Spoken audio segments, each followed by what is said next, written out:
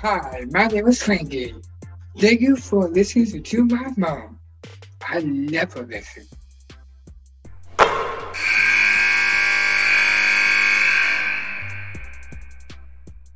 You can't help it when you see her. You know it. You feel it. It's a vibe. It's Lacy Stokes on the floor from Missouri State. It's undeniable. It's energetic. It's overflowing. It's fun. How's that, Lacy? I mean, is that good enough introduction for you without diving into all your accolades? I feel like I should introduce you now, but I don't think I can do No. Listen, you are such a spark plug and such an important part of Missouri State's culture, about the way they play, how unselfish, everything that Beth Cunningham wants, she has in you as her leader. Tell me a little bit about how it's going. It's going pretty good so far. I'm really proud of how our team has done, from how I felt it was going to go from the beginning of the season before we even started playing games. So to see that kind of developing throughout the season from non-conference to now in conference, obviously we started off, with a loss we weren't happy with, but our girls have bounced back really good from it, and we're continuing to build and learn. We got some young girls, we got some seniors, so kind of meshing that together, I think has turned out really well on the floor. So you're a smaller guard, and there's some inherent, what people would say in basketball, disadvantages. But I think you've turned any conversation about a disadvantage into an advantage, because you've been able to figure out a way to overcome what might seem like a lack of size with a lot of other attributes that make you a really good basketball player. Tell us how you came about that. Yeah, coach always tells us, use your advantage, what your advantage is. So if, someone's bigger, chances are I'm probably quicker, so I can use my speed, to get around. I grew up with brothers, so I had to learn early how to figure out what my advantage against their size was. And so being able to pick that up and then, use it as I started playing sports was really big for me, and what led to some of my success. One of the things I admire about you is that you don't take a play off on the other end of the floor either, on the defensive end. You've been on the all-defensive team in the Missouri Valley. You are a terrific two-way point guard, and you set the tone on the top of the floor. How much each possession are you thinking about taking advantage of those attributes that you just mentioned on each possession every time? Yeah. Every possession matters, no matter what end it's on. And I kind of I did an interview in high school about this, that it was right whenever the Michael Jordan series came out, The Last Dance. And one of the guys was like, yeah, like he had a switch and he could never, you can turn it on and off, and he just never turned it off. Like, most people turn on and off. And so I kind of wanted to put that as myself, be someone who never turned their switch off, no matter what possession it was, whether we were up 30, down 30, whether it was a close game, whether it was first possession of the game, last possession of the game, everything matters, the same. I have the very thing you're talking about right here in my office. Oh, yeah, I have that in my room as well. Right? From when you gave us one. I got one. That's right.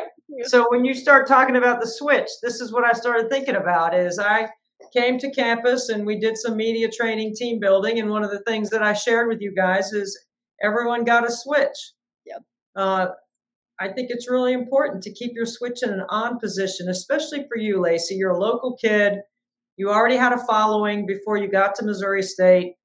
There are a lot of people that love to come and watch you play. You're a ticket-selling player, if you will, right? People want to buy a ticket to come see you play. That's, in some people's view, can be a lot of responsibility, but I know it's also opportunity, and it's part of your service to the game.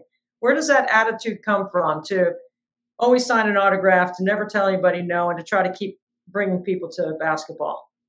I think it just comes from being in that position, remembering when I was coming to these games as a little girl, looking up to, all these big players, big stars, and just, having a dream of wanting to do the same thing, and having them be able to acknowledge you, and kind of those girls playing for me and me getting to be inspired by them, and be like, you know what, like I can do this. I could do this. And so giving back to, young girls now that I see from, my own hometown, from Mount Vernon, for example, and showing them that, like, it doesn't matter where you're from, it doesn't matter your size, it just matters what matters is your mentality and, you know, what you're willing to do to get what you want.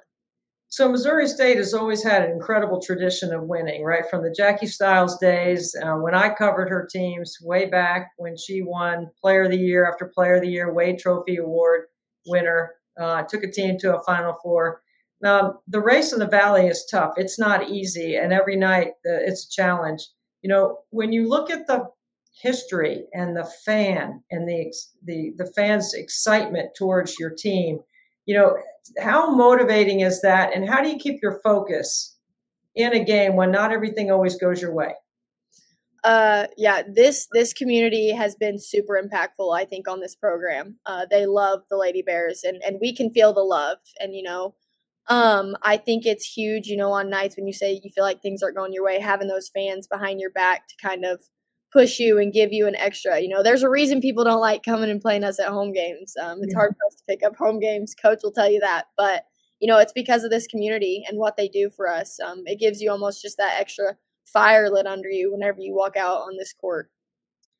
Coach Cunningham has won at every level. She's won as a player. She's been to Final Four as a player. She's won national championships as an assistant coach at Notre Dame. She's been around incredible culture.